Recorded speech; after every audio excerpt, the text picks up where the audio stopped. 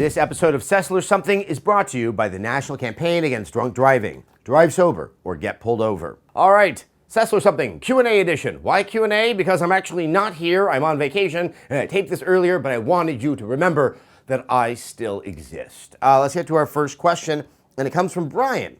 Do you think that gamers now being able to give direct feedback to developers through sites like Twitter and Reddit could potentially cause developers to compromise their initial vision for what they think the majority wants? This is an excellent question. I mean, games, more than other types of entertainment, really have fostered this sense of community. And even without Twitter or Reddit, there would be sites for the games or for the game company, and there'd be a community manager that would be interacting with them. They'd be getting a lot of feedback. And I think it's a double-edged sword. I think because of the nature of so many games out there, in particular multiplayer games, and you need to get out there in the wild for beta testing or real-time beta testing after you launch the game, you want to hear that feedback. You want to understand how the game is being kind of pushed and pressed to its limits.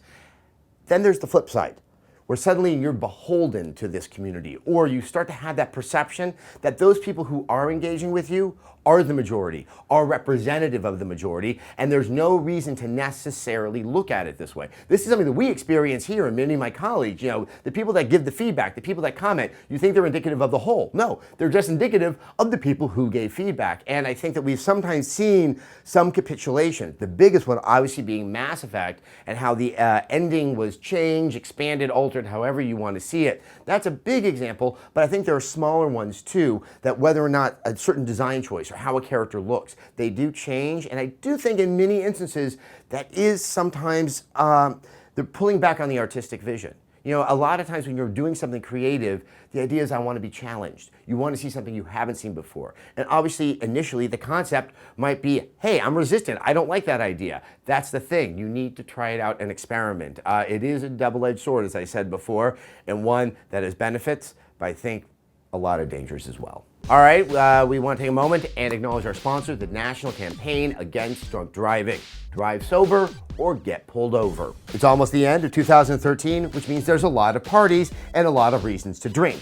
But remember, this holiday season, cops are out on a mission to protect the streets from drunk drivers. If you're out and you get behind the wheel drunk, you will not be able to hide from the consequences. You can face jail time, court costs, the loss of your license, or much, much worse.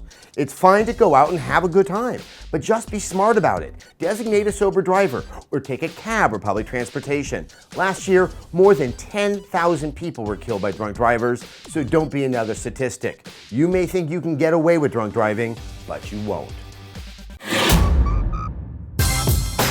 All right, our second question comes from Brandon.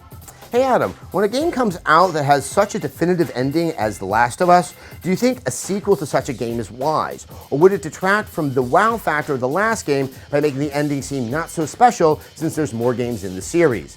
I love this question, especially the fact that you identified The Last of Us, because I wondered the same thing myself. I think that ending is kind of saying, you're not going to get these characters again, or at least not these characters past the point of where the game ends. And I think there is a sense of weakening it, that you want to just have that statement and move on to something else. Naughty Dog is a big enough studio with a lot of clout that I would like to think that whatever they're going to do is what they want to do.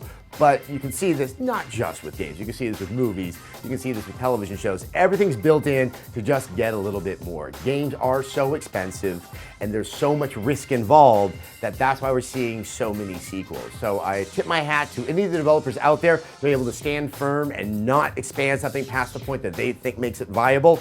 But in the end, commerce wins.